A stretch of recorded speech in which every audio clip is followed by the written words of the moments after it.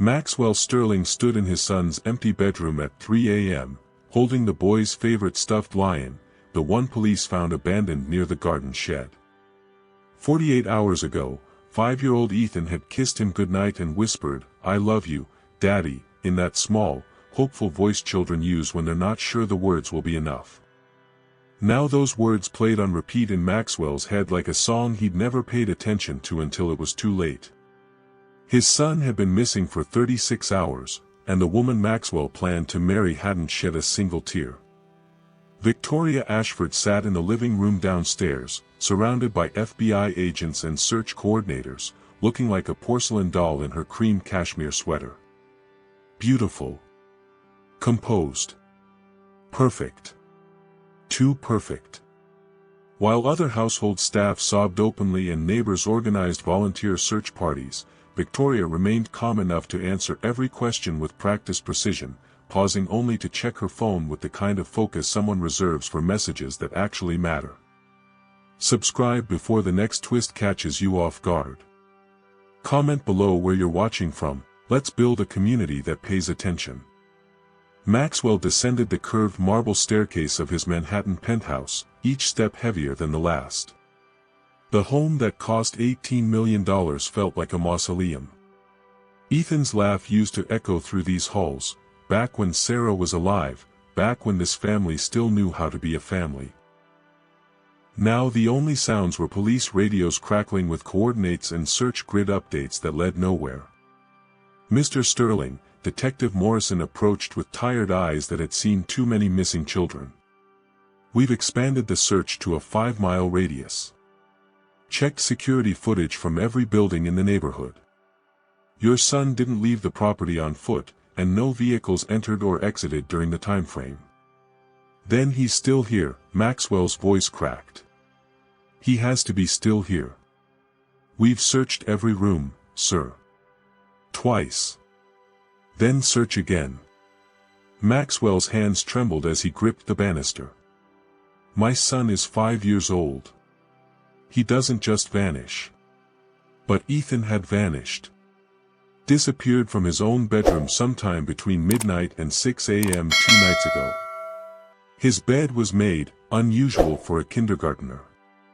His shoes were missing. His stuffed lion, the one he'd slept with every single night since his mother died, was found outside near the old garden shed at the property's edge. The shed where Victoria had suggested they store the broken fountain pieces and outdated lawn equipment. The same shed Victoria had insisted the landscapers avoid during recent renovations. Grace Williams watched from the kitchen doorway, her dark eyes tracking Victoria's every movement. Grace had been the Sterling household maid for 3 years. Long enough to see Sarah alive, long enough to watch Maxwell bury himself in work after her death, long enough to recognize when someone was performing grief rather than feeling it. And Victoria Ashford was giving the performance of her life. "More coffee, Miss Victoria?" Grace asked, her voice steady despite the storm raging inside her chest.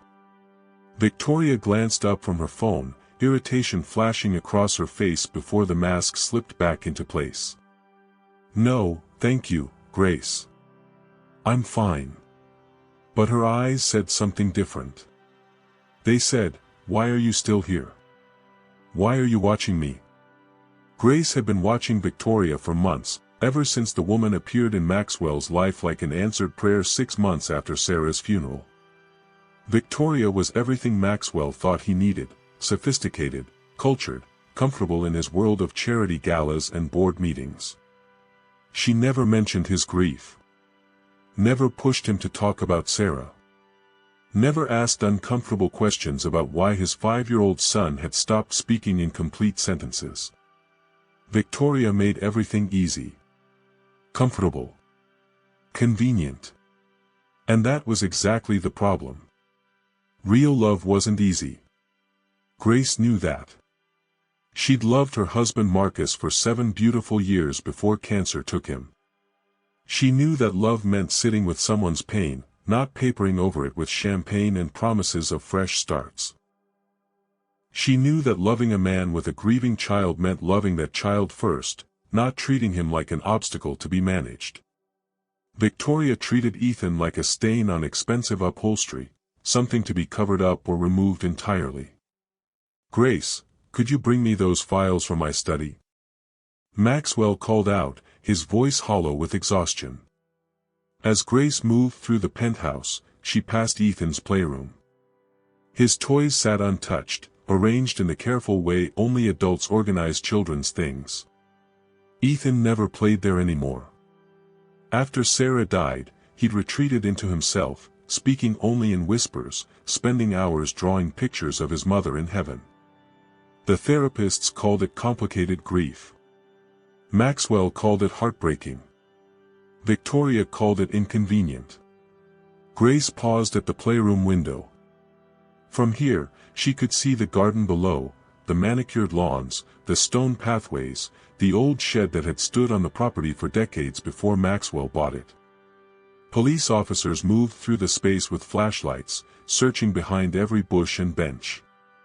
But they'd already searched the shed. Twice. Found nothing but old equipment and dust. Grace's stomach twisted. Something about that shed wouldn't leave her alone. The way Victoria had mentioned it so casually 3 months ago, "Maxwell, darling, we should use that old shed for storage. Get all this junk out of the garage." The way she'd supervised the landscapers personally when they moved items there. The way she'd insisted the structure stay standing even though Maxwell wanted to demolish it. The way she'd checked her phone and smiled yesterday when police reported the shed was clear.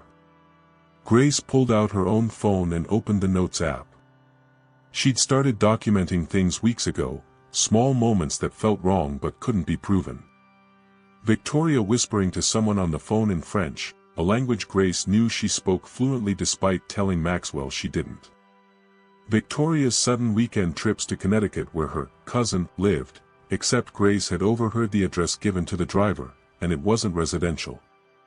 Victoria's insistence that Ethan needed boundaries and independence, which translated to keeping the boy away from his father as much as possible.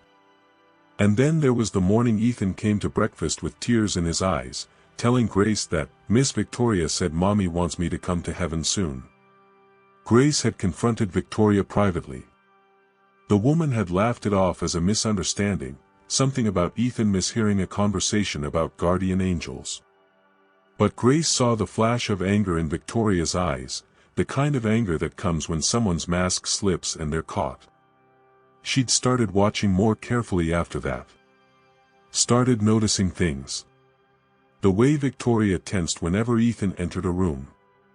The way she steered Maxwell away from father-son time with perfectly timed requests and manufactured emergencies. The way she begun talking about European boarding schools with the enthusiasm of someone planning a vacation. Grace. Maxwell appeared in the hallway, looking 10 years older than his 42 years. "Did you find those files?" "Yes, sir." "Mr. Sterling."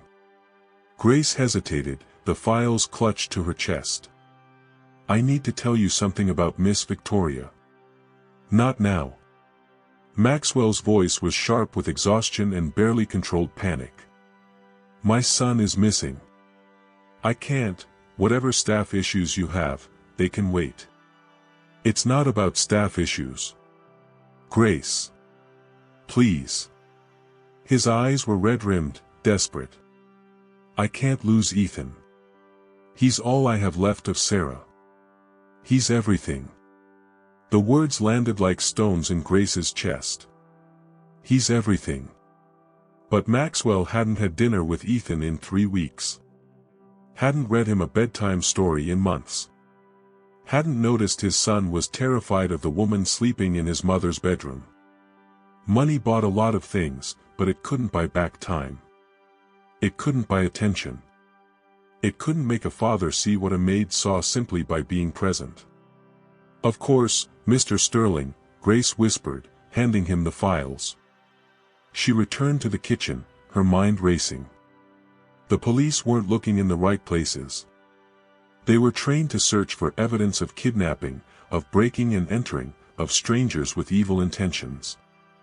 They weren't trained to recognize evil wearing Chanel and sleeping in the master bedroom. Grace pulled on her coat. It was nearly dawn, the beginning of the third day.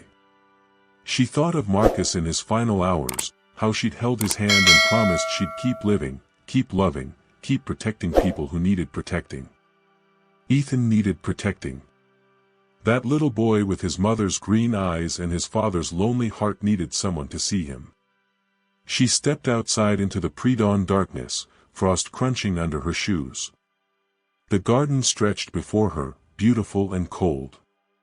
Police had cleared out hours ago for a shift change, leaving the property temporarily empty except for the single officer stationed at the front entrance.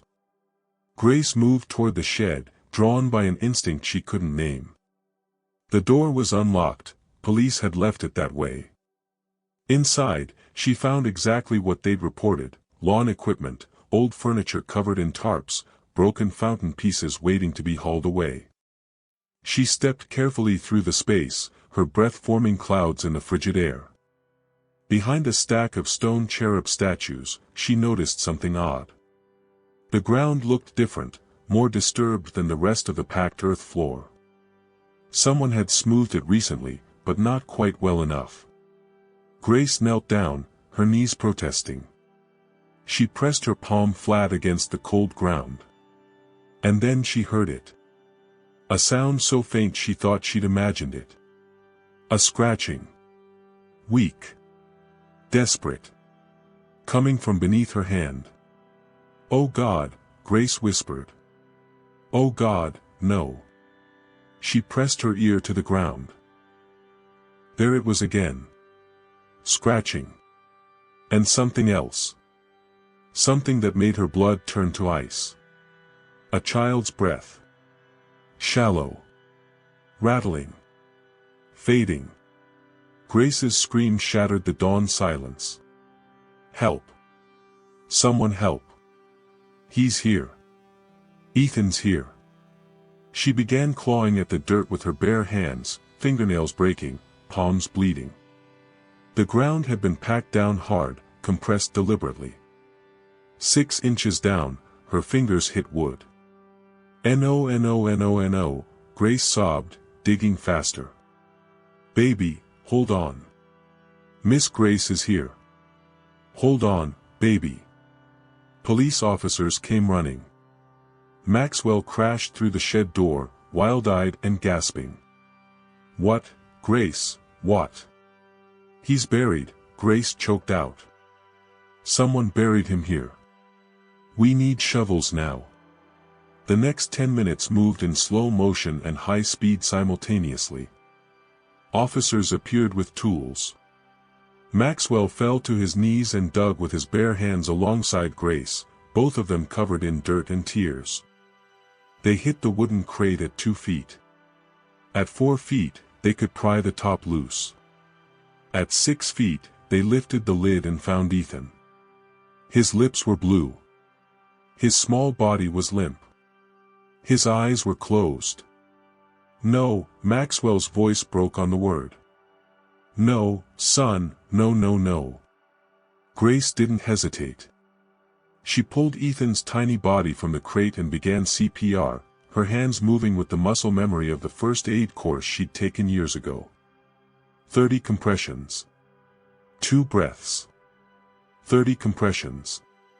2 breaths. "Come on, baby," she whispered between breaths. "Come on, Ethan. Miss Grace is here. Come back. Come back to us." Maxwell knelt beside them, his hands hovering uselessly over his son's body, unable to do anything but watch. Unable to fix this with money or power or influence. Unable to do anything but witness the woman he'd barely noticed saving the child he'd barely seen. Some betrayals come from those we trust most, and some heroes work in plain sight. Subscribe so you never miss the warning signs. Comment where you're watching from. Grace pressed her mouth to Ethan's one more time, breathing life into his small lungs. And then Ethan gasped. His eyes flew open. He coughed, sucking in air with desperate, rattling heaves. His gaze found Grace's face, and his small hand clutched at her dirt-covered sleeve. "Miss Grace," he whispered, his voice like broken glass. "Miss Grace." "I couldn't breathe," she said. "Nobody would hear me." "Who, baby?" Grace pulled him against her chest, rocking him like she'd rocked him through 100 nightmares. "Who said that?" Ethan's eyes, full of tears and terror, shifted past Grace to where Victoria stood in the shed doorway. She'd followed the commotion from the house, and now she stood frozen, her perfect mask cracking at the edges. Ethan's small finger pointed directly at her. "Miss Victoria," he whispered. "Miss Victoria put me here." The ambulance sirens wailed through Manhattan's pre-dawn streets, but inside the vehicle, the only sound that mattered was Ethan's labored breathing. Maxwell sat frozen on the bench seat, his dirt-caked hands trembling in his lap, unable to touch his son for fear he might shatter what remained of him. Grace held the boy against her chest, one hand cradling his head, the other gripping the oxygen mask the paramedic had placed over his small face.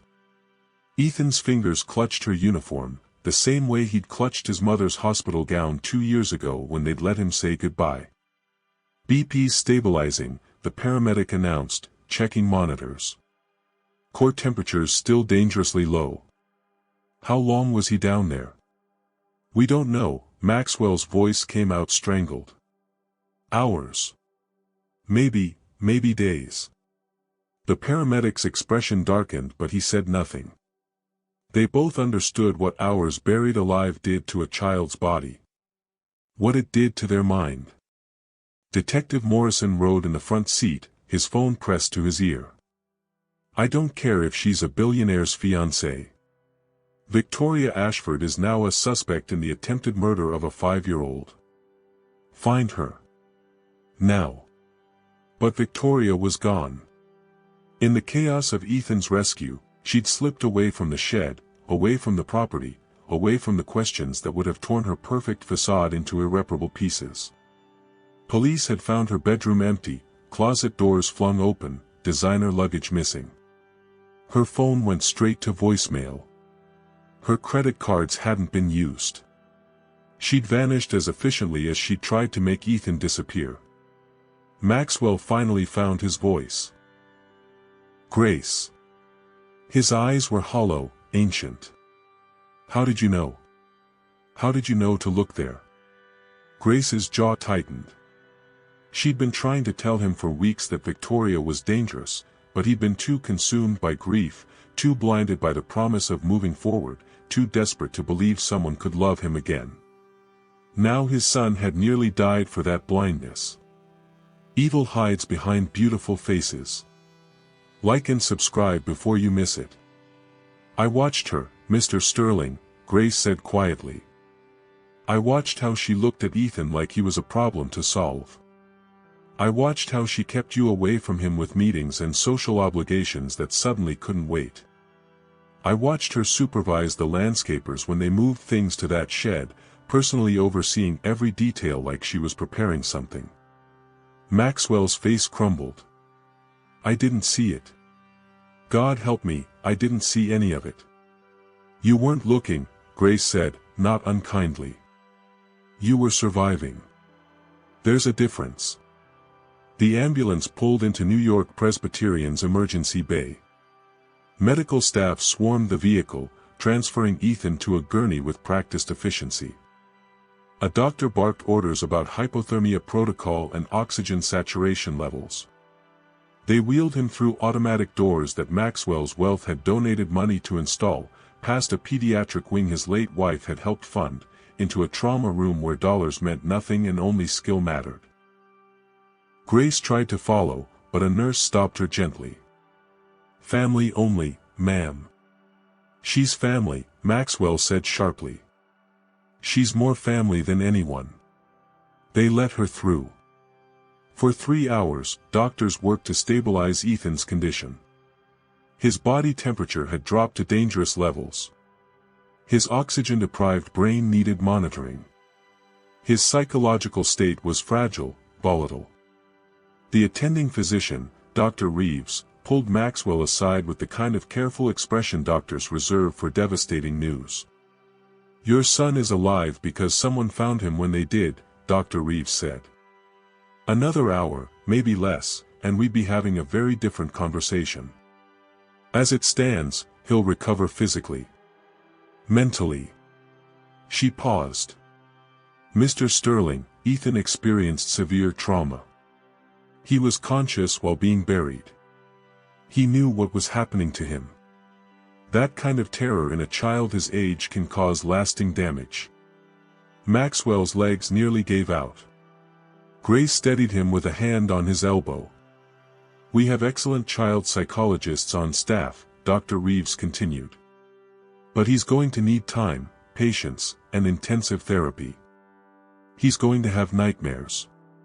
Panic attacks. He may struggle with enclosed spaces, with darkness, with being alone. This will stay with him. Can I see him?"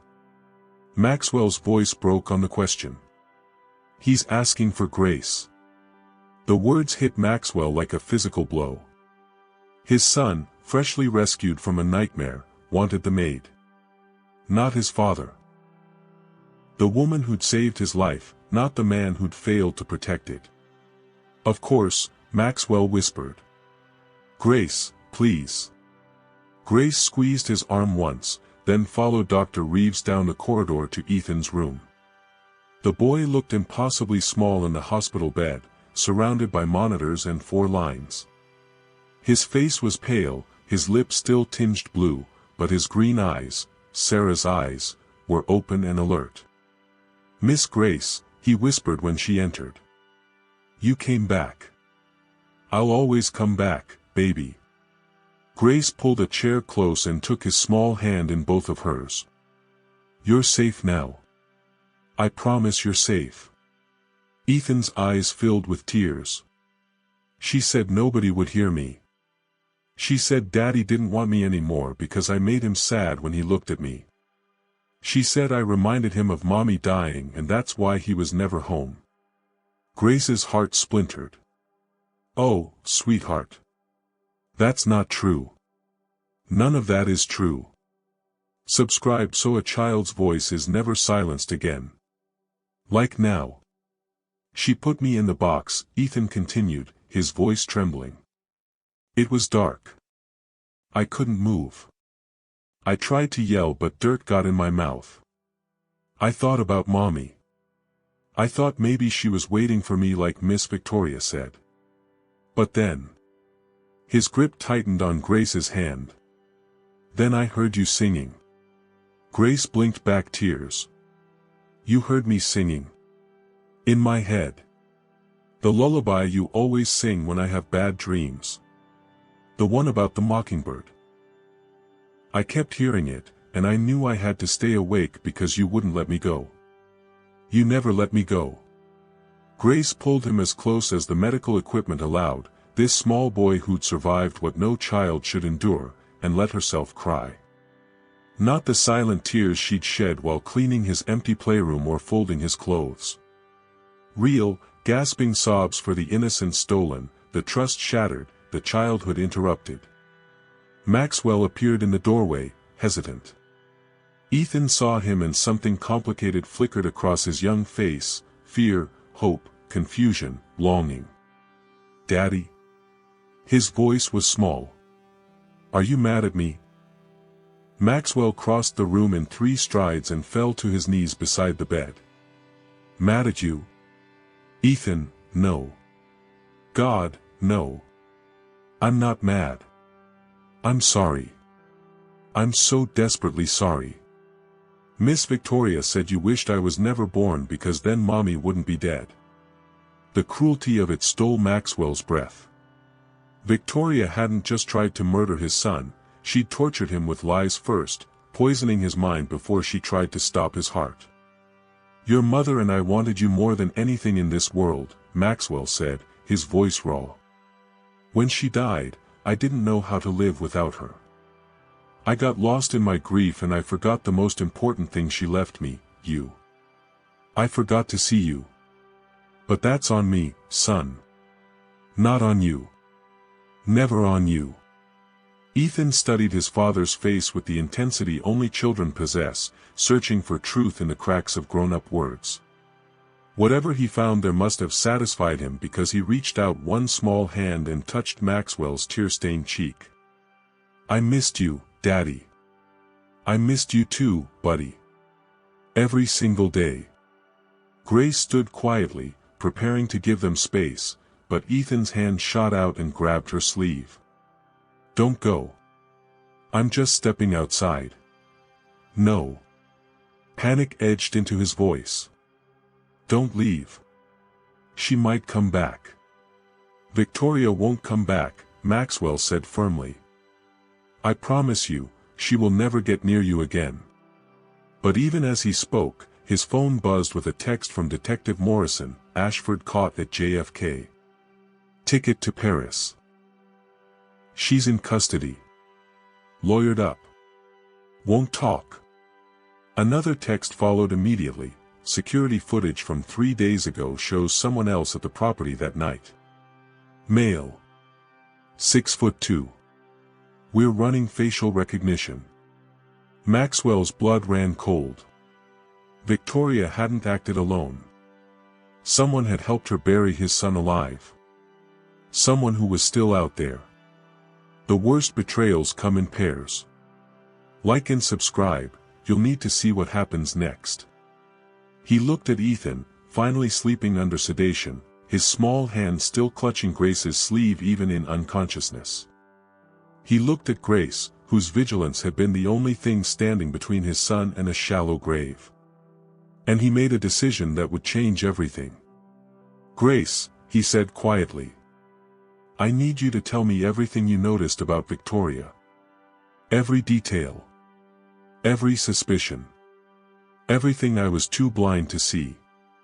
Grace nodded slowly. "There's a lot, Mr. Sterling. And some of it." She hesitated. "Some of it involves a man I saw her with twice. A man she said was her cousin. But cousins don't kiss the way they kissed." Maxwell's jaw clenched. "Tell me everything."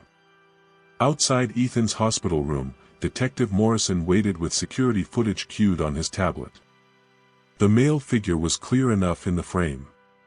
Clear enough to identify. Clear enough to recognize. And when Maxwell saw the face, his entire world shifted on its axis. Because the man who'd helped Victoria bury his son alive was someone Maxwell knew very well. Someone he trusted. Someone who had every reason to want Maxwell Sterling destroyed. Preston Hale's face stared back at Maxwell from the tablet screen, frozen in security footage from 3 nights ago, carrying a limp bundle toward the garden shed. Maxwell's former business partner. His college roommate. The best man at his wedding to Sarah. The man he destroyed 3 years ago when Sterling Industries absorbed Hale Tech for pennies on the dollar during Preston's messy divorce. "That's impossible," Maxwell whispered, but his voice carried no conviction. The evidence was irrefutable. Preston had helped bury Ethan alive. Detective Morrison swiped to the next video.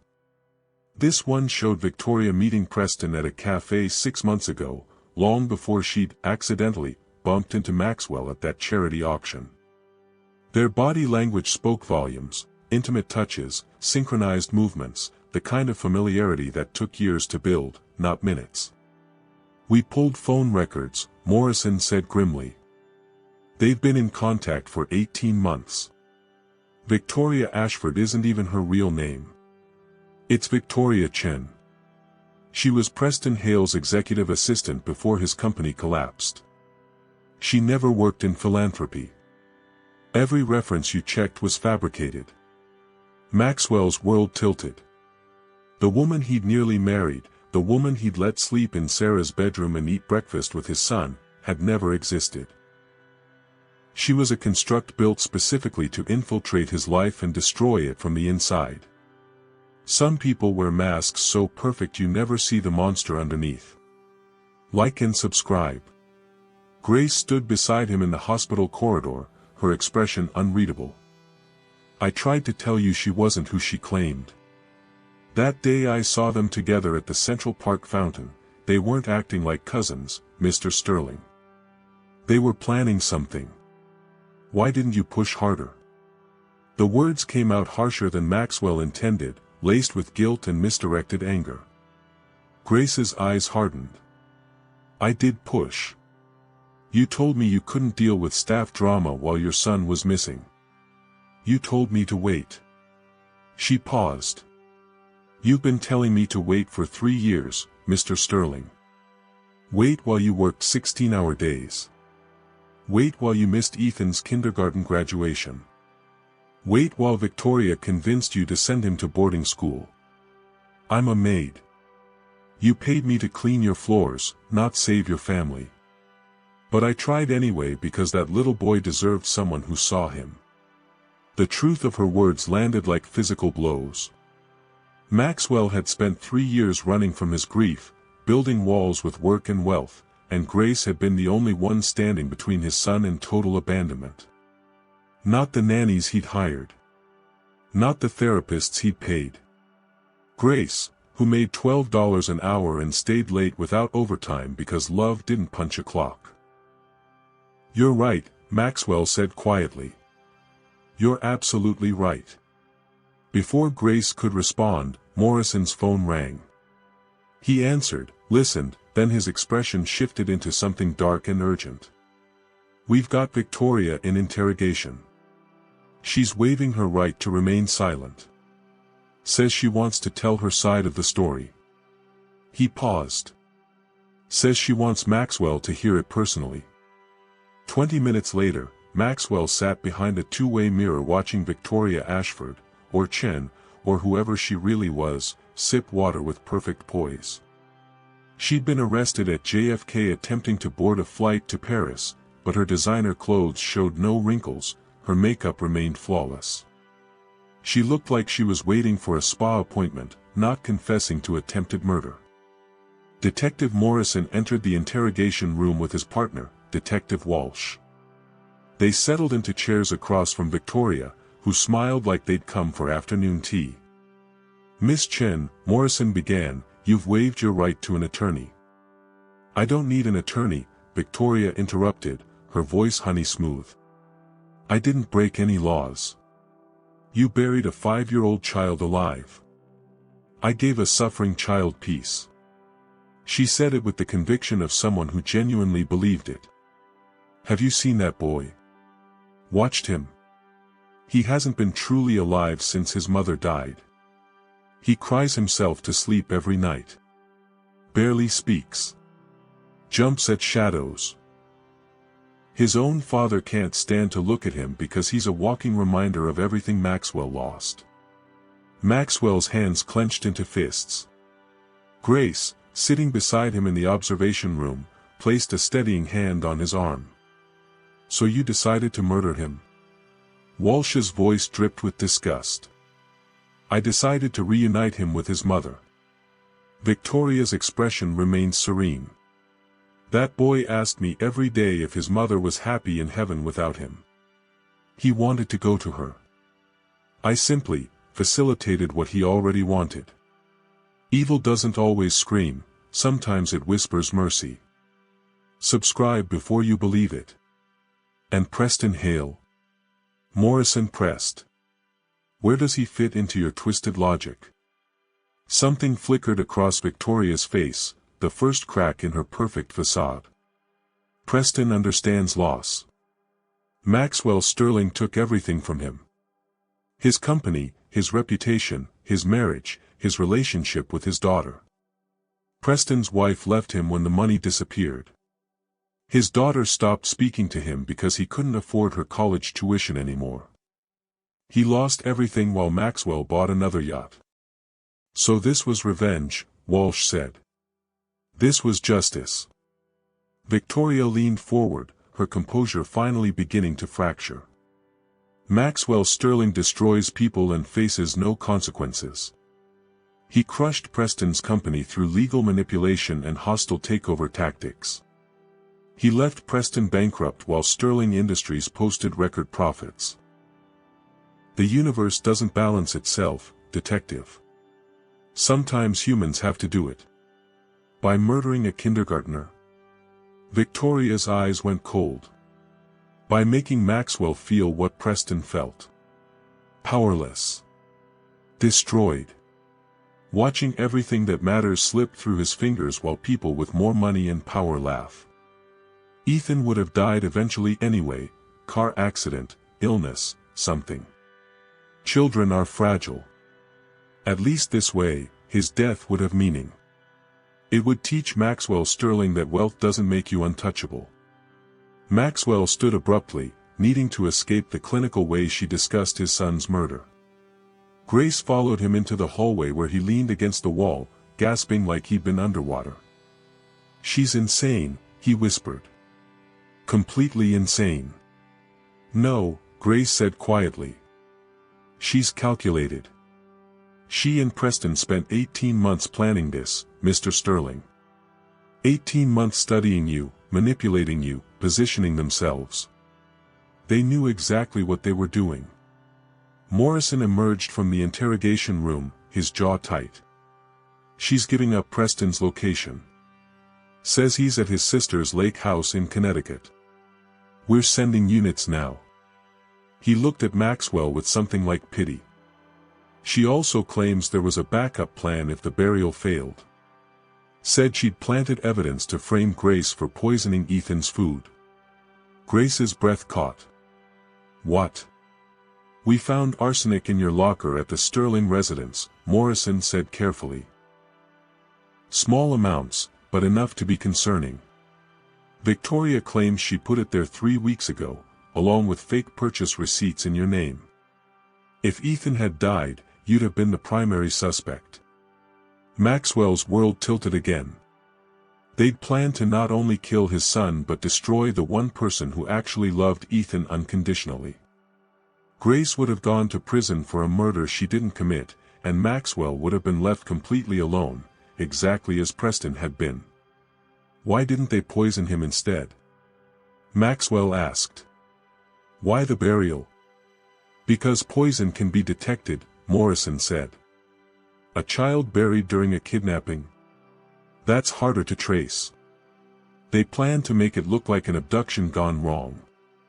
Victoria was going to discover evidence pointing to a non-existent kidnapper. She'd comfort you through your grief, marry you within a year, and slowly transfer your assets into offshore accounts before disappearing. Preston would get half the money. Perfect revenge. Preston gets wealthy again, you lose everything. Revenge is patient, meticulous, and wears a smile you trust. Like and subscribe now." "But they didn't count on Grace," Walsh added, joining them in the hallway. "Didn't count on someone actually paying attention, actually caring enough to notice the inconsistencies." Maxwell looked at Grace, really looked at her for perhaps the first time in 3 years. She wasn't just the woman who cleaned his house. She was the woman who'd raised his son when he'd been too grief-stricken to function. She'd sung Ethan to sleep through nightmares, taught him to tie his shoes, celebrated his small victories. She'd loved him without payment or recognition or thanks. She'd saved his life by simply refusing to look away. "Grace," Maxwell started, but she shook her head. "We need to focus on Ethan right now," she said firmly. "He just woke up from sedation. He's asking for you." They returned to Ethan's hospital room where the boy sat propped against pillows, looking impossibly small and fragile. His green eyes tracked them as they entered, wary and watchful. "Daddy," he said quietly. "Did they catch Miss Victoria?" Maxwell knelt beside the bed. "Yes, buddy. They caught her. She can never hurt you again." "And the man who helped her?" Ethan's voice trembled. "There was a man. He carried me when I couldn't walk. He told Miss Victoria I was getting too heavy and they should just do it there instead of waiting." Maxwell's blood ran cold. "What do you mean, do it there?" Ethan's small fingers twisted the hospital blanket. "They were going to take me somewhere else. Somewhere farther. But I started crying and the man said I was too loud and someone might hear. So they used the shed instead. He's the one who dug the hole. Miss Victoria just watched. Preston had physically buried his son. Had held the shovel, had moved the earth, had sealed a 5-year-old in darkness and silence. The friend Maxwell had trusted, had stood beside at his wedding, had celebrated successes with, that man had tried to suffocate his child. Morrison's phone buzzed. He checked it, then looked up with grim satisfaction. Connecticut State Police have Preston Hale in custody. He didn't resist arrest. Asked if the boy was dead yet. The casual cruelty of it, the cold calculation, hit Maxwell like a physical force. These weren't crimes of passion or momentary insanity. They were methodical, planned, executed with the precision of a business deal. Preston had spent 18 months orchestrating Maxwell's destruction the same way Maxwell had orchestrated Preston's company collapse, strategically, ruthlessly, without mercy. The universe was balancing itself, just as Victoria claimed. And Maxwell's son had nearly been the currency. "Mr. Sterling," Morrison said carefully. "Preston's requesting to speak with you.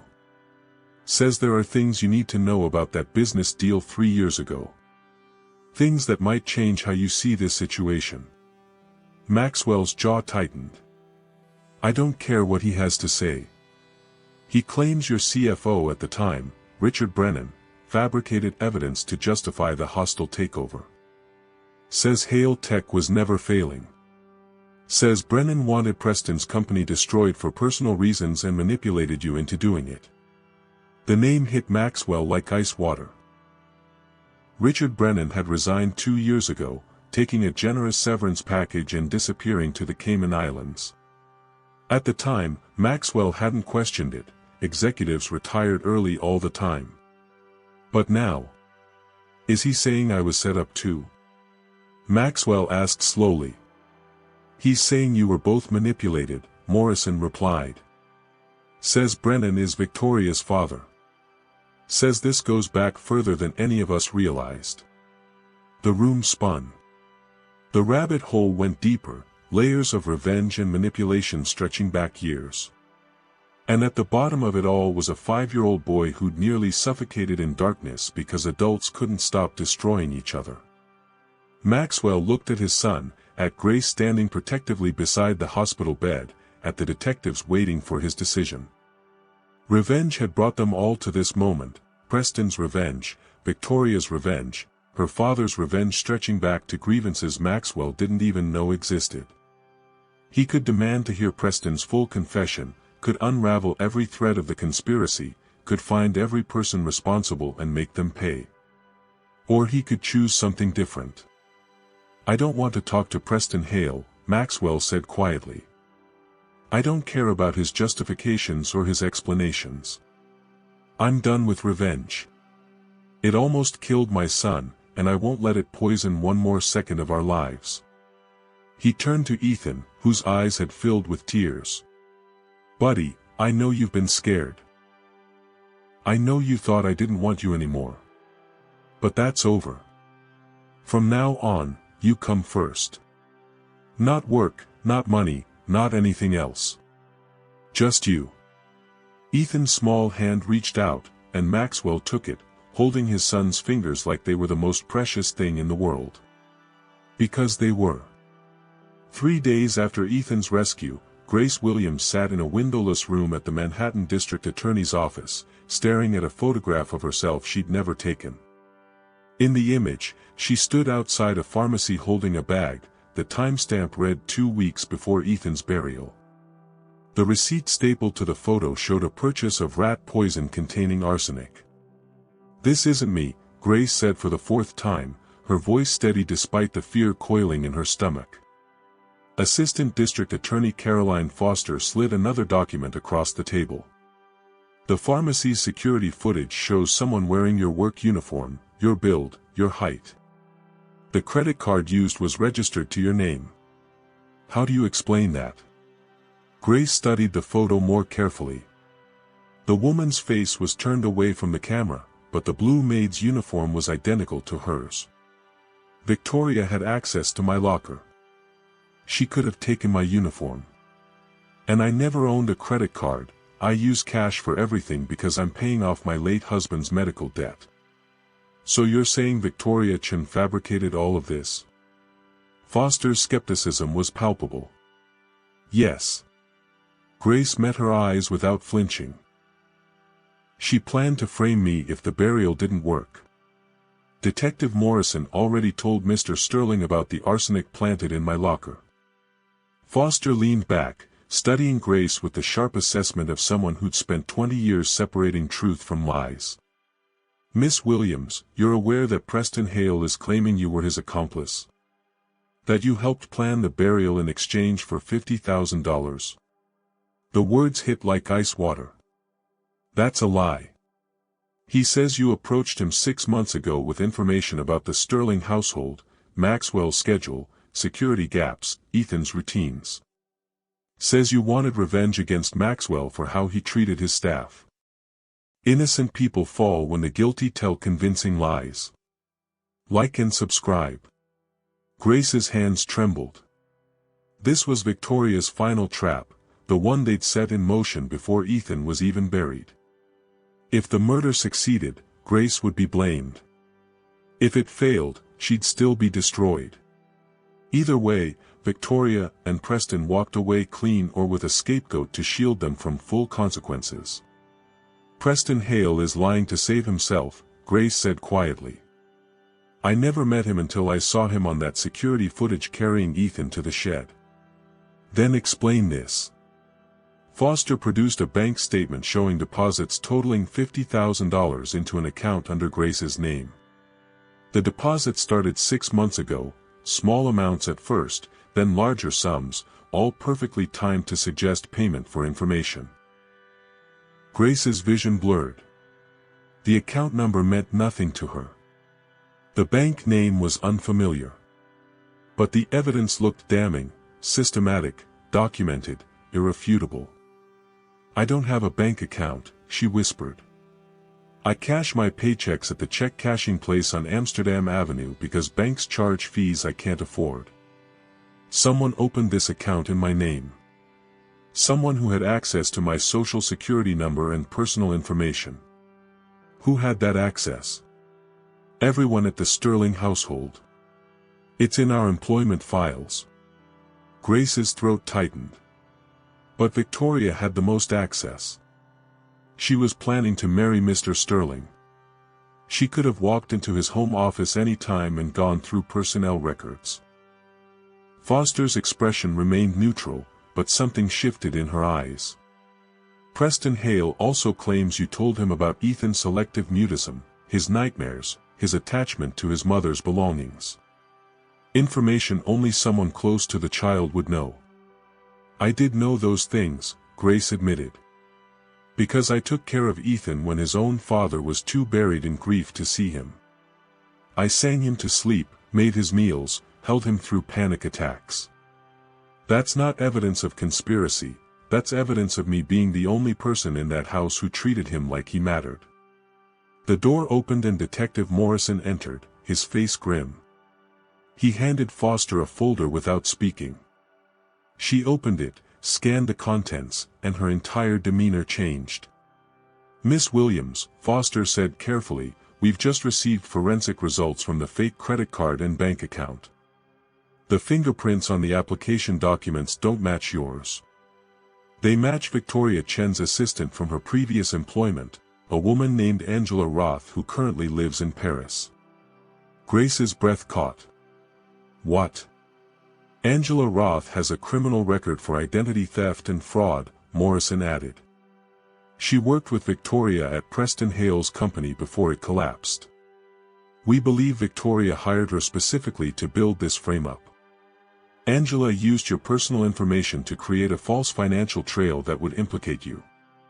Foster closed the folder. We also checked the pharmacy footage more carefully. The woman in your uniform had a tattoo on her left wrist, a small rose. Do you have that tattoo, Miss Williams? No. Angela Roth does. Foster's voice softened almost imperceptibly. We're dropping all suspicion against you. You're free to go. The relief should have been overwhelming, but Grace felt only exhaustion. She'd spent 3 days under investigation while Ethan recovered in the hospital without her. 3 days of interrogations and accusations while the little boy she'd saved cried for her and couldn't understand why she didn't come.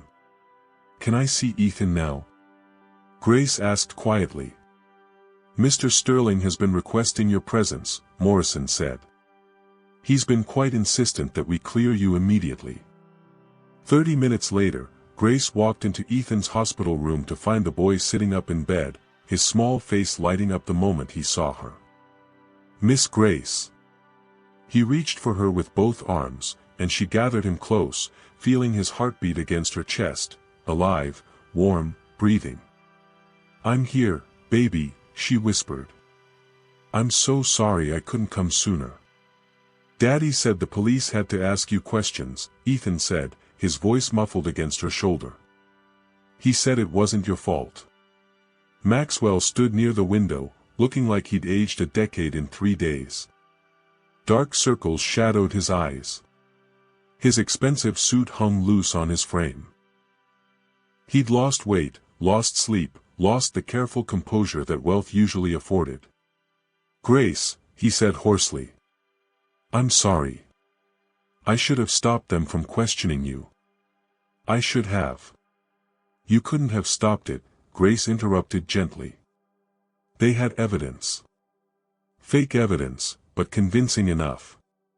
I knew it was fake. Maxwell's voice cracked. I knew you would never hurt Ethan. You're the only person who's loved him unconditionally since Sarah died. You've been more family to him than I have. The admission hung heavy in the air. Ethan's arms tightened around Grace's neck. The people who love us most are often the ones we overlook. Subscribe now. Mr. Sterling, Grace began, but he shook his head. Maxwell. Please. You've saved my son's life and I've been calling you by your last name for 3 years like you're a stranger. He moved closer, his hands clasped like he was praying. I need to ask you something, and I need you to tell me the truth. When did you first know Victoria was dangerous? Grace set Ethan gently back against his pillows, keeping one hand on his shoulder. The first time she suggested boarding school for him. It was 8 weeks after she started dating you. Ethan had a nightmare and came to the kitchen where we were having coffee. Victoria looked at him like he was vermin. The disgust on her face lasted maybe 3 seconds before she smiled and asked if he was okay. But I saw it. I saw that she hated him. Why didn't you? Maxwell stopped himself. No. You did tell me. I remember now. You said Victoria seemed uncomfortable around children. I said she just needed time to adjust. You wanted her to be real, Grace said without judgment. You wanted someone to help you move past Sarah's death. That's not a crime, Mr. Sterling. That's grief. It almost got my son killed. No. Victoria and Preston almost got your son killed. You're a victim too. Maybe not the same way Ethan is, but they targeted you deliberately, studied you, manipulated your loneliness and your guilt. Grace paused. Preston told the prosecutors that you destroyed his life 3 years ago. What happened? Maxwell's face darkened. I acquired his company through a hostile takeover. My CFO, Richard Brennan, presented evidence that Hale Tech was failing, cooked books, inflated valuations, investor fraud. The board approved the acquisition. We bought Preston's company for 30 cents on the dollar and dissolved it. Preston lost everything. And Richard Brennan is Victoria's father, Grace said quietly. Maxwell nodded. The prosecutors told me this morning. Brennan apparently blamed Preston for his daughter's failed engagement years ago. Preston dated Victoria in college and broke her heart. When Preston's company started competing with Sterling Industries, Brennan saw an opportunity for revenge. He fabricated evidence to justify the takeover, used me as his weapon to destroy Preston, then retired wealthy while Preston went bankrupt. So Victoria and Preston teamed up to get revenge on both you and her father, Grace said, piecing it together. Yes. Except Brennan is in the Cayman Islands with no extradition treaty. He's untouchable. Maxwell's voice turned bitter. Preston lost his company, his marriage, his daughter's respect, all because of fabricated evidence I never questioned. I trusted Brennan completely. Never verified his claims. Just signed the papers and destroyed a man's life. Trust without verification can destroy everything.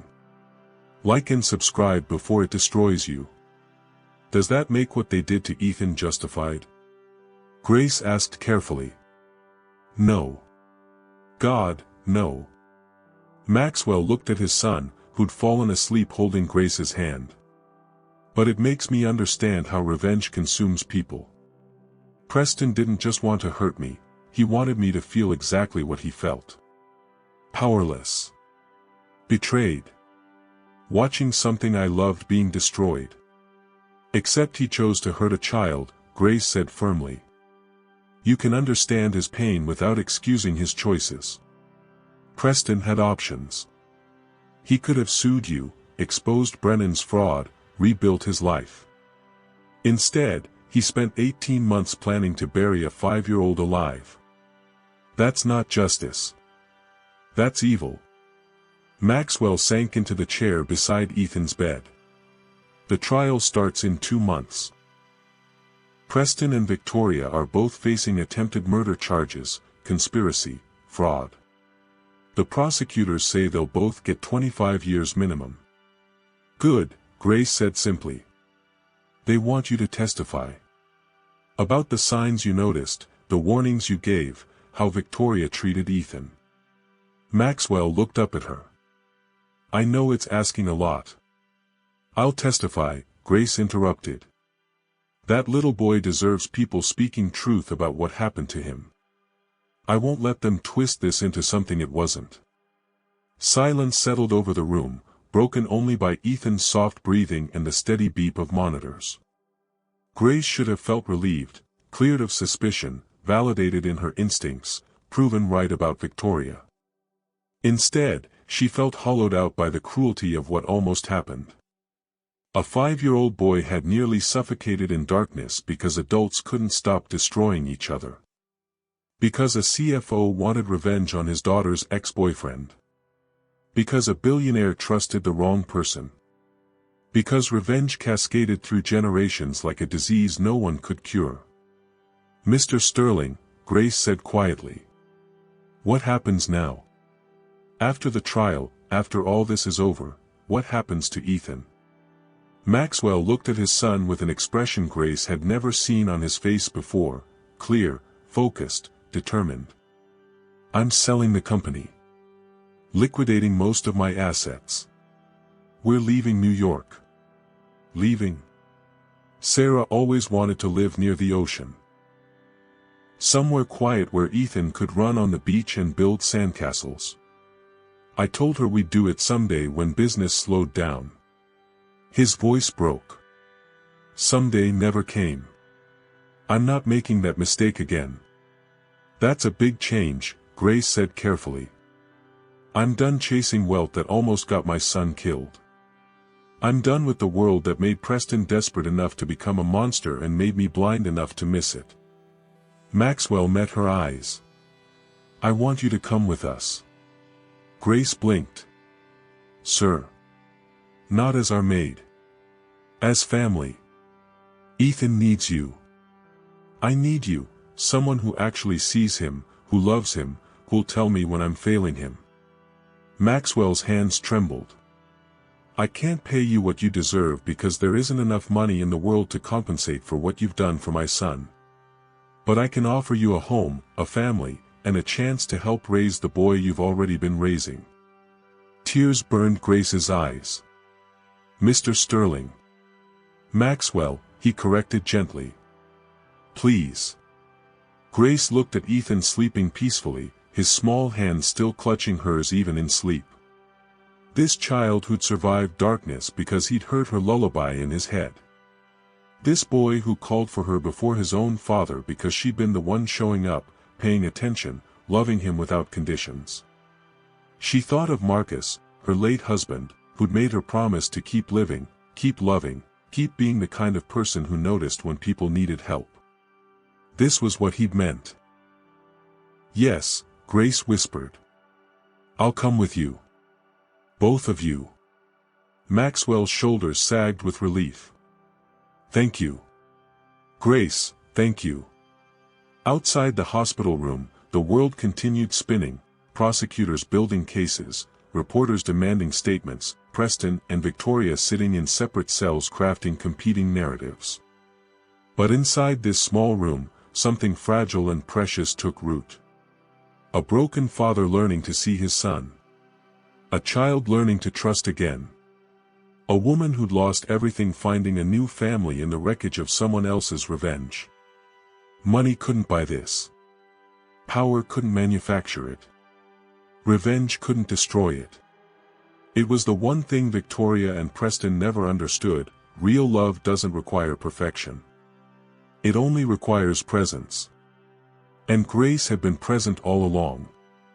The trial began on a Tuesday morning in late September, 6 weeks after Ethan was pulled from the ground. Courtroom 12B in the Manhattan Criminal Court building filled with journalists, legal observers, and spectators who'd followed the case through headlines that screamed variations of "Billionaire's son buried alive by fiancée."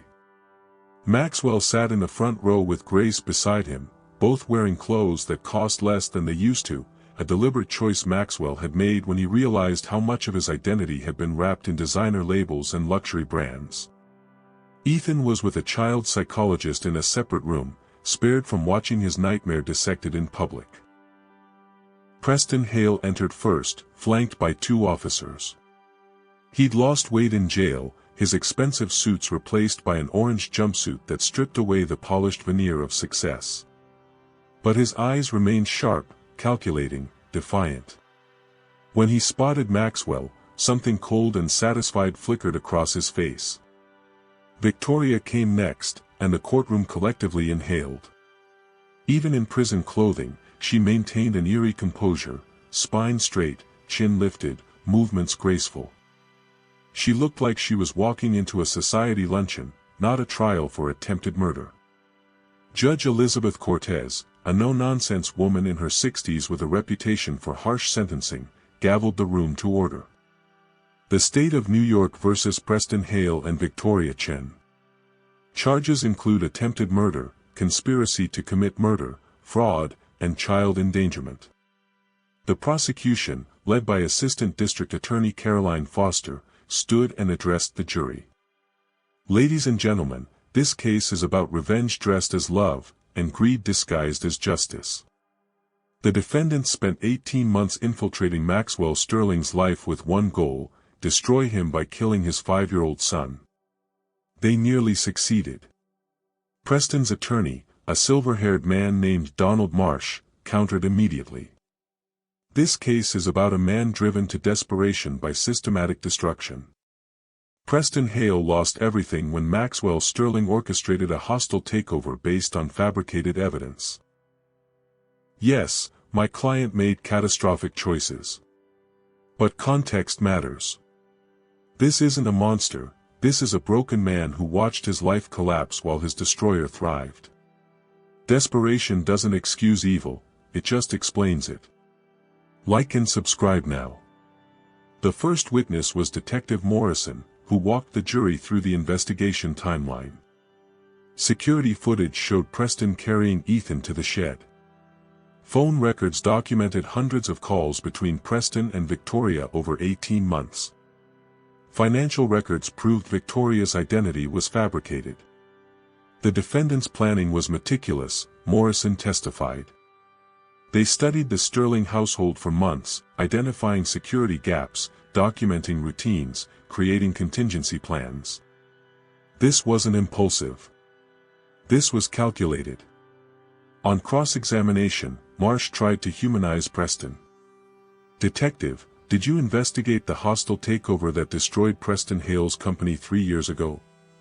"That's outside our jurisdiction," Morrison replied evenly. "But you're aware that evidence used to justify that takeover was later proven fraudulent?" "I'm aware of allegations, yes. Allegations that Richard Brennan, Victoria Chen's father and Maxwell Sterling CFO, fabricated financial documents to ruin Preston Hale." Foster objected. "Relevance, Your Honor." "Sustained," Judge Cortez ruled. "Mr. Marsh, your client's financial grievances don't justify burying a child alive. Move on." The second day brought medical testimony. Dr. Reeves explained Ethan's injuries in clinical detail: hypothermia, oxygen deprivation, severe psychological trauma. Another 30 minutes and this child would have died. The defendant's actions came within minutes of being murder, not attempted murder. Then came the forensic psychologist who'd evaluated both defendants. Dr. Nathan Pierce described Victoria as having significant narcissistic traits with sociopathic tendencies. Preston showed major depressive disorder with obsessive revenge ideation. "In your professional opinion," Foster asked, "did either defendant show remorse?" "No," Dr. Pierce said bluntly. Victoria expressed satisfaction that she'd balanced the scales. Preston stated he'd done what needed doing. Neither demonstrated empathy for the victim or recognition that burying a child alive is morally indefensible. Victoria's attorney, a sharp woman named Lisa Chen, no relation, tried damage control. "Dr. Pierce, isn't it true that Victoria suffered childhood trauma that shaped her worldview?" "Many people experience trauma without attempting child murder," Dr. Pierce responded dryly. On the third day, Grace testified. She walked to the witness stand in a simple blue dress, her hands steady despite the cameras focused on her face. Foster guided her through her observations: Victoria's coldness toward Ethan, the suspicious meetings with Preston, the warnings Maxwell had dismissed. "Miss Williams," Foster said gently, "in your own words, tell the jury what you saw in Victoria Chen's treatment of Ethan Sterling." Grace looked directly at the jury. "I saw a woman who viewed a grieving child as an obstacle. She discouraged Mr. Sterling from spending time with Ethan, suggesting the boy needed independence. She talked about boarding schools in Europe with the enthusiasm of someone planning a vacation. And once, I heard her tell Ethan that his mother was waiting for him in heaven, implying the boy should join her." The courtroom murmured. Judge Cortez gavelled for silence. "When did you become certain Miss Chen was dangerous?" Foster asked. "The morning Ethan came to me crying, saying Miss Victoria told him his father wished he'd never been born because then his mother wouldn't have died." Grace's voice remained steady, but her eyes blazed. "I confronted her. She laughed it off as a misunderstanding. But I saw her face when she thought I wasn't looking. She wasn't embarrassed or apologetic. She was angry that I'd caught her. Some people hide evil behind perfect smiles, until someone sees through them." Subscribe. On cross-examination, Marsh tried to paint Grace as unreliable. "Miss Williams, isn't it true you disliked Victoria Chen because she was romantically involved with your employer?" "No," Grace said firmly. "I disliked Victoria Chen because she was cruel to a 5-year-old child." "You had access to the Sterling household's personnel files, did you not? Files containing social security numbers and personal information?" "Yes, along with 12 other staff members and Miss Chen herself once she became engaged to Mr. Sterling. Yet somehow your information was used to open fraudulent bank accounts. How convenient that you claim innocence." Foster objected. Asked and answered. "The prosecution has already proven Angela Roth, Miss Chen's accomplice, created those accounts using Miss Williams' stolen identity." Sustained, Judge Cortez said. "Mr. Marsh, move on or sit down." The fourth day brought the testimony everyone had been waiting for: Maxwell Sterling himself.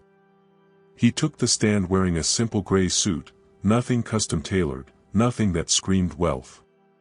He looked like an ordinary man who'd survived something extraordinary. Foster began gently. "Mr. Sterling, describe your relationship with your son before Victoria Chen entered your life." Maxwell's throat worked. "Distant. I was drowning in grief after my wife died. I threw myself into work because facing my son meant facing everything I'd lost. Ethan looked exactly like Sarah. Every time I saw him, I saw her. So I stopped looking. You employed staff to care for him. I employed people to do what I should have been doing. Grace Williams raised my son while I hid behind spreadsheets and board meetings." His voice cracked. "I thought money could substitute for presence. I was wrong. When did you meet Victoria Chen?" 6 months after Sarah's funeral. She approached me at a charity auction. Beautiful, sophisticated, interested in my work. She made me feel like I could move forward without betraying Sarah's memory." Maxwell paused. "I realize now that's exactly what she wanted me to feel. She studied me. Learned what I needed to hear. Became that person." Foster walked him through the 18 months of their relationship, Victoria's gradual isolation of Ethan, her suggestions about boarding school, her careful manipulation of Maxwell's schedule to minimize father-son time. "Did you notice these patterns?" Foster asked. "No. Grace noticed. Grace warned me repeatedly. I dismissed her concerns because I wanted Victoria to be real." Maxwell's hands clenched. "My son nearly died because I chose convenient lies over uncomfortable truth." Marcia's cross-examination was brutal. "Mr. Sterling, 3 years ago you acquired Hale Tech through a hostile takeover. Is that correct?" "Yes. You destroyed Preston Hale's company, his livelihood, his marriage. You ruined his relationship with his daughter. You took everything from him. I was told his company was engaged in fraud. Based on evidence your CFO fabricated. Evidence you never personally verified. You trusted Richard Brennan blindly and destroyed an innocent man's life." Marcia's voice rose. "Preston Hale lost everything because you signed papers without asking questions. How is that different from what happened to your son?" The courtroom erupted. Judge Cortez hammered her gavel. "Mr. Marsh, another outburst like that and I'll hold you in contempt." Maxwell's face had gone pale, but he answered steadily. "The difference is my son was 5 years old and innocent. I was a negligent businessman who should have done my due diligence. I take responsibility for what happened to Preston. But taking responsibility doesn't mean I deserve to watch my child die. Accountability matters, but revenge against the innocent destroys everyone. Like and subscribe." "Doesn't it prove," Marsh pressed, "that karma exists? That the universe balances itself? If you believe burying a kindergartner alive is karma," Maxwell said quietly, "then you're as broken as your client." The final day of testimony brought the most devastating witness, Ethan himself. Judge Cortez had ordered the courtroom closed except for essential personnel. Ethan sat in a chair elevated so the jury could see him, his small legs dangling, Grace seated close by for support. A child psychologist sat nearby, ready to intervene if the questioning became too traumatic. Foster approached him gently. "Ethan, do you remember the night you went to the garden shed?" "Yes," Ethan whispered. His voice barely carried across the quiet room. "Can you tell us what happened?" Ethan's eyes found Victoria in the defendant's chair. She stared back without expression, her face a beautiful mask. "Miss Victoria said she wanted to show me where Daddy planted Mommy's favorite flowers. She said it was a surprise." "What happened when you got to the shed?" "Mr. Preston was there. I didn't know him, but Miss Victoria said he was a friend. He picked me up and put me in a box. I tried to get out, but he closed the top. Ethan's voice trembled. It was dark. I yelled for Daddy, but nobody came. Then dirt started falling on top of the box. It made noise, thump, thump, thump, like somebody was hitting it. Several jurors wiped their eyes. One openly cried. "What did you think was happening?" Foster asked softly. "I thought I was dying. Miss Victoria said Mommy was waiting for me in heaven. I thought maybe this was how you get to heaven, you go in a box underground and then wake up with Mommy." Tears streamed down Ethan's face. "But I got scared. I didn't want to die. I wanted Miss Grace. I wanted Daddy. I tried to breathe but there wasn't enough air." "How did you survive, Ethan?" "I thought about Miss Grace singing to me. The lullaby about the mockingbird.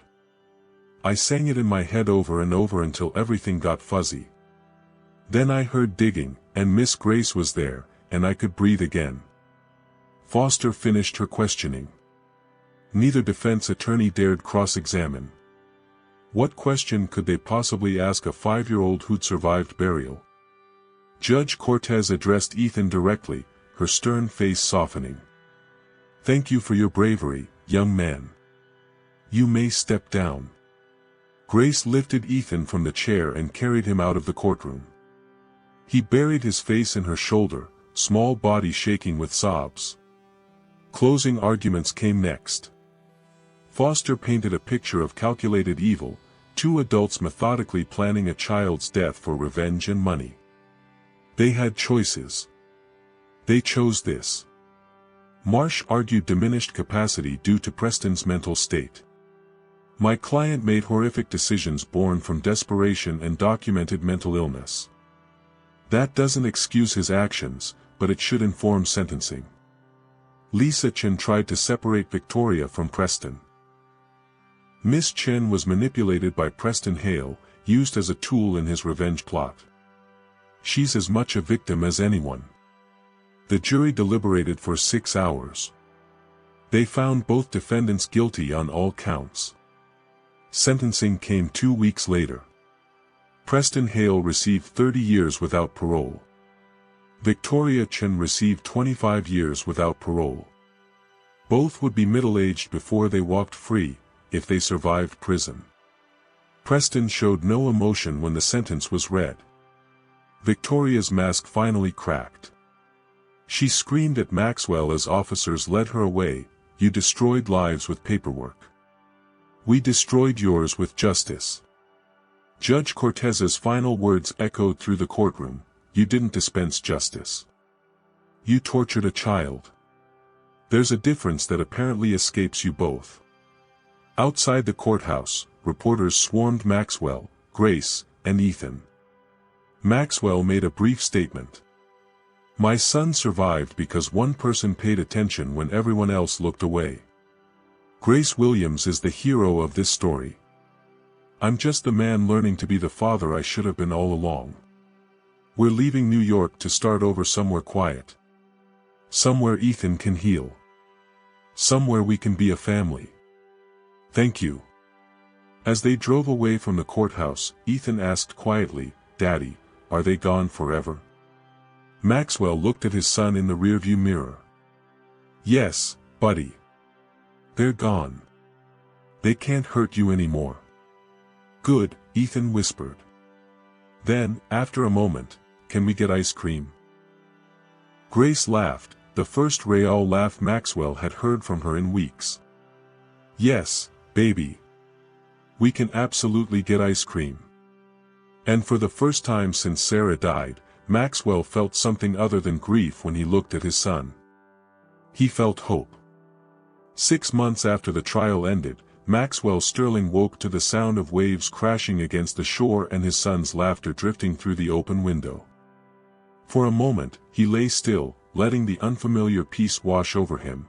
No traffic noise, no urgent emails, no empire demanding his attention. Just ocean, sunlight, and the voice of a child who'd learned to laugh again.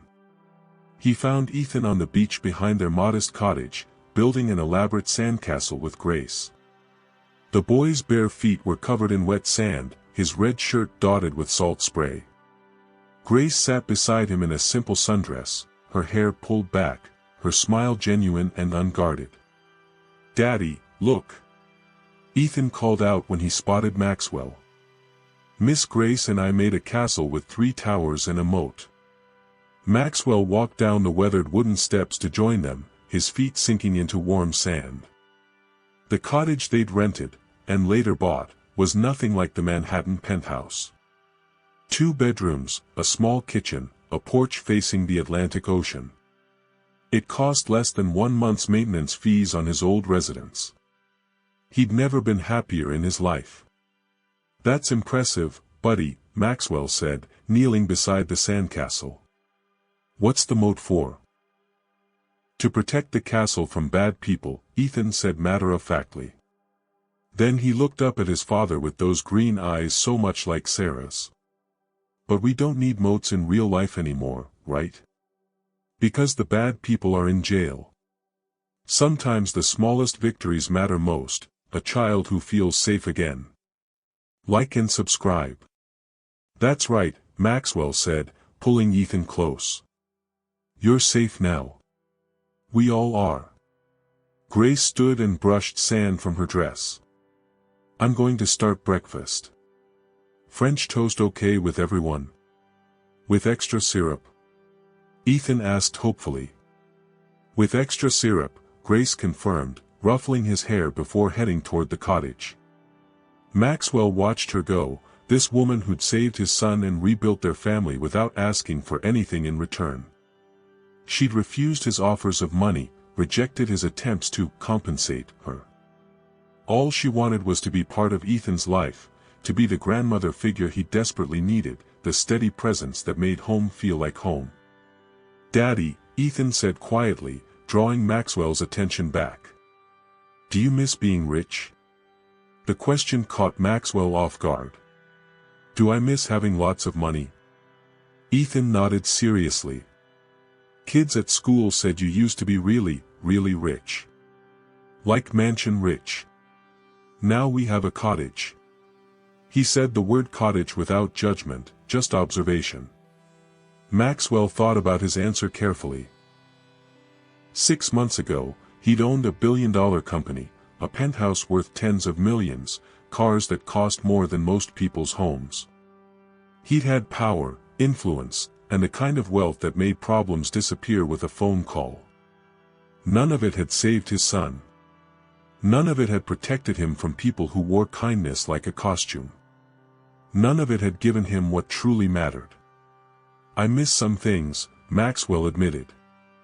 "I missed the security of knowing I could fix problems with money. But you know what I don't miss? Being so busy chasing more money that I forgot to spend time with you. Missing your kindergarten graduation because I had a merger meeting. Letting strangers raise you because I was too sad and too tired to do it myself." Ethan considered this, his small hands smoothing sand on the castle's walls. "Miss Victoria said you didn't want me because I made you think about Mommy dying." The words still hurt, even 6 months later. "Miss Victoria lied about a lot of things, Ethan. The truth is, you reminded me so much of Mommy that I didn't know how to be around you without crying. I thought if I stayed away, it would hurt less. But it hurt more. It hurt us both." "I cried a lot too," Ethan whispered. "When Mommy first went to heaven. I thought maybe if I stopped crying, you'd be happy again and want to be with me." Maxwell's throat tightened. "Oh, buddy. I always wanted to be with you. I was just too broken to know how. But I'm learning now. Every day, I'm learning how to be the dad you deserve." Ethan was quiet for a moment, then said, "I like our cottage better than the mansion anyway. You eat breakfast with me here. You read me stories. You're not always on your phone." He paused. "And Miss Grace lives with us instead of just cleaning and leaving. What we gain when we lose everything teaches us what truly matters. Subscribe now. Grace called from the porch that breakfast was ready. They walked up from the beach together, Ethan's small hand in Maxwell's, both of them sandy and sun-warmed. Inside, the kitchen smelled like cinnamon and vanilla. Grace had set the small table with mismatched plates they'd bought at a thrift store, orange juice in plastic cups, French toast stacked high. It looked nothing like the elegant breakfasts Victoria used to arrange on fine china in the penthouse dining room. It looked like family. They ate together, Ethan chattering about school and his new friend Zoe who had a dog named Biscuit. Grace mentioned the community garden she'd joined, how the tomatoes were coming in beautifully. Maxwell talked about the part-time consulting work he'd taken, enough to pay bills but not enough to consume his life. After breakfast, Ethan went to his room to play. Maxwell helped Grace wash dishes in the small kitchen, the simple domesticity of it still feeling foreign and wonderful. "He's healing," Grace said softly, scrubbing syrup off a plate. "The nightmares are down to once a week instead of every night. His therapist says he's making remarkable progress." "Because of you," Maxwell said. "You're the constant in his life. The person who was there before everything fell apart and stayed after we put it back together." Grace shook her head. "I'm here because I love him. Because he's the son I never got to have. Because being his family is a gift, not a job." She paused, drying her hands on a towel. "But you're healing too, Maxwell. You're present now. You see him. That's everything." A knock at the front door interrupted them. Maxwell opened it to find Detective Morrison standing on the porch, looking official and slightly uncomfortable in his suit. "Detective," Maxwell said, surprise and immediate tension flooding his system. "Is everything all right? Did something happen?" "Nothing bad," Morrison assured him quickly. "Can I come in?"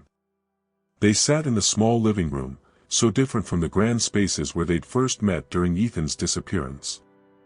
Morrison refused coffee and got straight to business. "Preston Hale died 2 days ago," he said without preamble. "Heart attack in prison. Natural causes," the medical examiner confirmed. Maxwell felt nothing. No satisfaction, no grief, no sense of justice served. Just emptiness where revenge used to live. "And Victoria?" he asked. "Still serving her sentence. 23 more years." Morrison shifted. "But that's not why I'm here. Preston's daughter, Kelsey, reached out to me. She asked me to give you this." He handed Maxwell an envelope. Inside was a handwritten letter on lined paper. "Mr. Sterling. My father died yesterday, and I'm writing this because he asked me to, one of his final requests. I haven't spoken to him in 3 years, not since he tried to kill your son. What he did was unforgivable. I want you to know I testified against him at trial. I told the jury he was not the man I grew up knowing, that something broke in him when he lost everything. But before the breaking, before the revenge, before Victoria, he was a good father. He taught me to ride a bike, helped with my homework, believed in me when no one else did. The hostile takeover destroyed more than his company. It destroyed him. I'm not excusing what he did. I'm not asking for forgiveness. I just wanted you to know that the man who buried your son alive wasn't always a monster. Once, he was just a man who loved his daughter and tried to do his best. Your son is alive because someone saw the warning signs. My father is dead because no one saw his. I hope you and Ethan find peace. Kelsey Hale." Maxwell read it twice, then handed it to Grace. She read it silently, her expression unreadable. "She's right," Maxwell said quietly. "Preston wasn't always a monster. I helped make him one by trusting Richard Brennan's lies and never asking questions. I destroyed his life without even knowing I was doing it. Understanding how we hurt others doesn't excuse evil, but it prevents repeating it.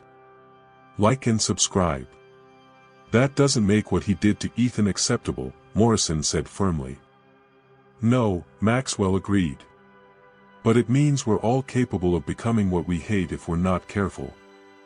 Preston wanted revenge so badly it turned him into the same kind of person who destroyed him, someone who hurt innocent people without thinking about consequences.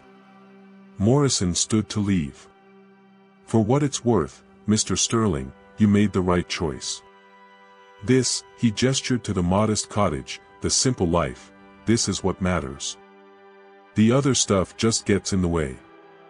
After Morrison left, Maxwell walked to Ethan's room. The boy sat on his bed, surrounded by drawings he'd made, pictures of the beach, the cottage, Grace making pancakes, Maxwell reading him stories. Pictures of a life that looked nothing like wealth but everything like love. Daddy, Ethan said, looking up. I made this for you. He held out a drawing of 3 stick figures holding hands on a beach. The words, my family, were written across the top in crooked letters. Maxwell took the picture with trembling hands and did something he hadn't done since Sarah died, he cried. Not tears of grief or loss, but tears of gratitude for what remained after everything else burned away. It's perfect, buddy, he whispered. It's absolutely perfect. That evening, the 3 of them sat on the porch watching the sunset paint the sky in shades of gold and pink. Ethan sat between Maxwell and Grace, content and safe. Waves rolled endlessly toward the shore, each one washing away a little more of the past. Daddy, Ethan said quietly as stars began to appear. Are we rich now?